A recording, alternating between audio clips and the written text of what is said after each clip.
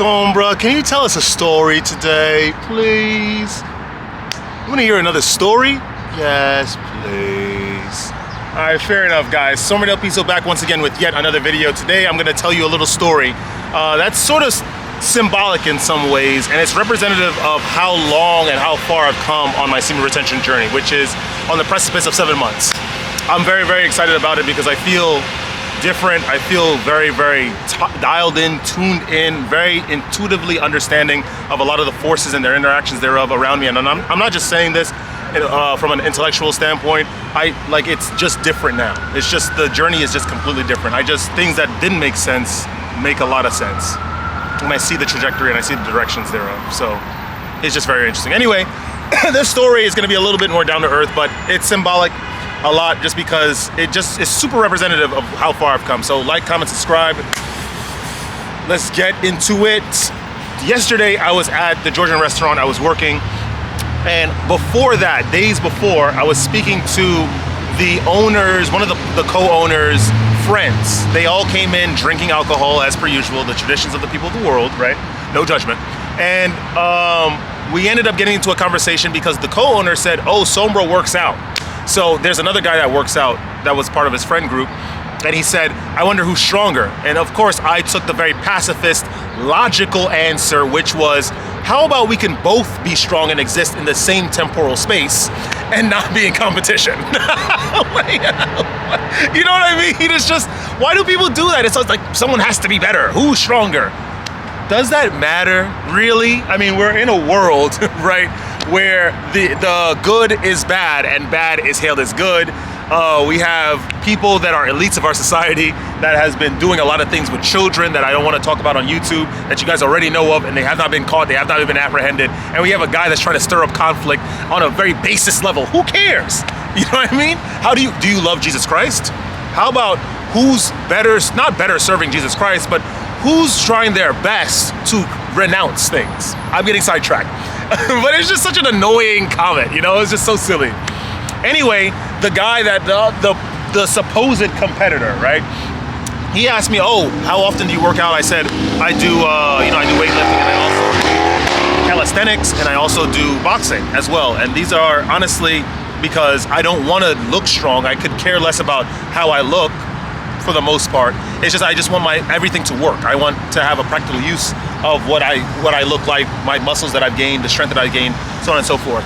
So then we got into other conversations. I think they ended up talking about travel or something, and we already know how I feel about travel. I didn't say anything though, because I had to do some bar work. I think they wanted some drinks, and some other customers wanted some drinks too, so I was doing some stuff for them. And then someone mentioned that, oh, he was in Zlatibor. If you guys, for the people that are unenlightened about Eastern Europe, Zlatibor is part of Sombra del Piso's favorite country, Serbia, the Republic of Serbia, man.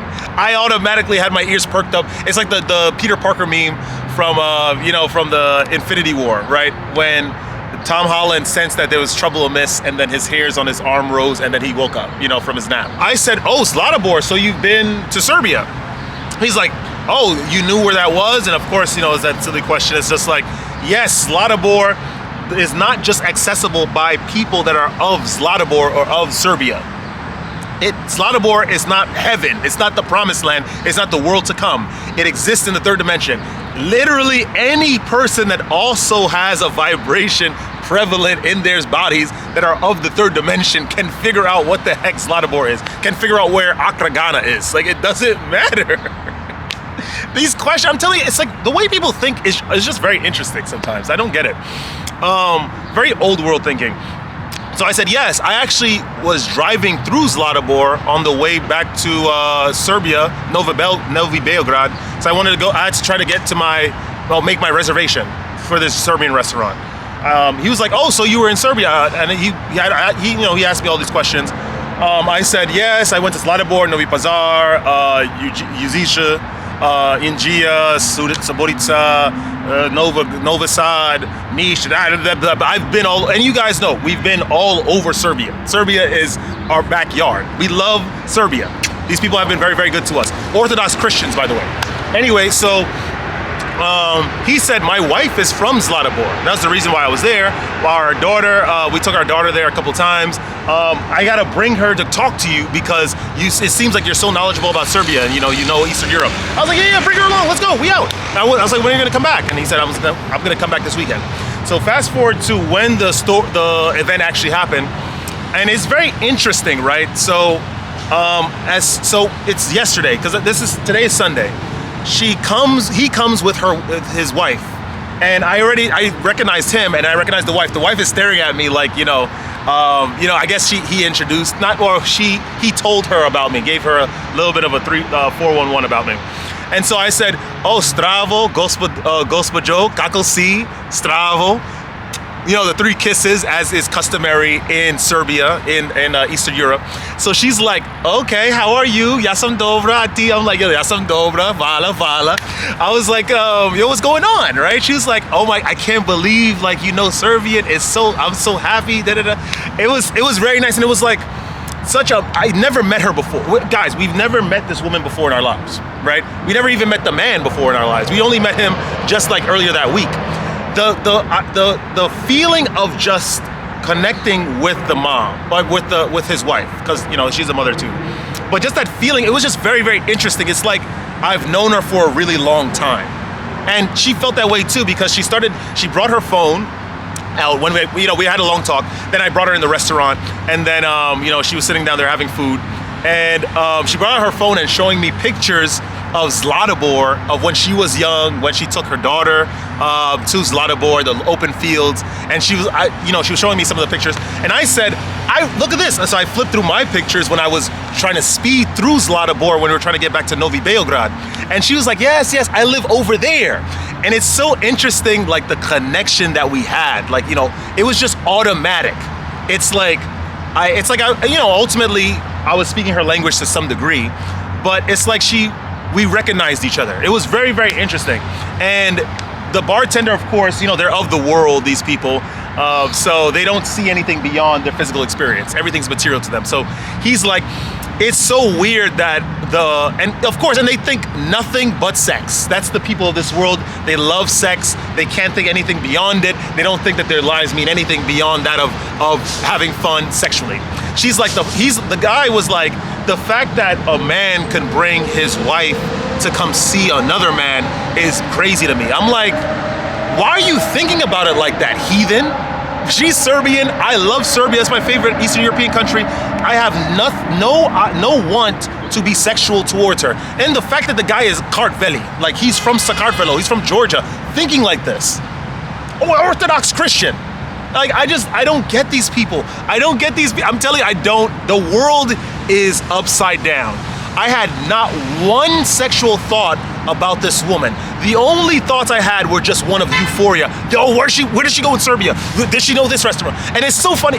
Getting back to the story at hand, I was sharing some of the places that I went to eat after I hung out late in Serbia. Because I don't know if for the people that have been following me last year, you guys know that I was like, when we were in Serbia, every day we were going to sleep at like 3 a.m.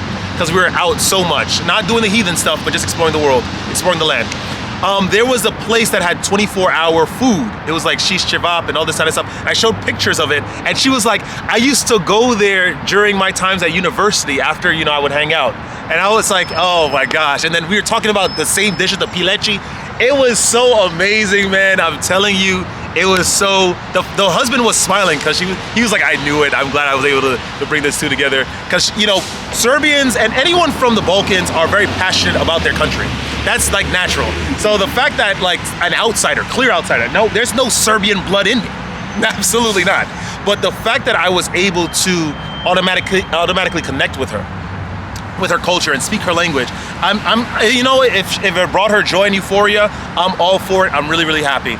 And it was like, she was really happy. She was like, I'll see you later, ciao, gospodin, all that kind of stuff, the triple kiss, all that kind of stuff, man. I enjoyed it so much.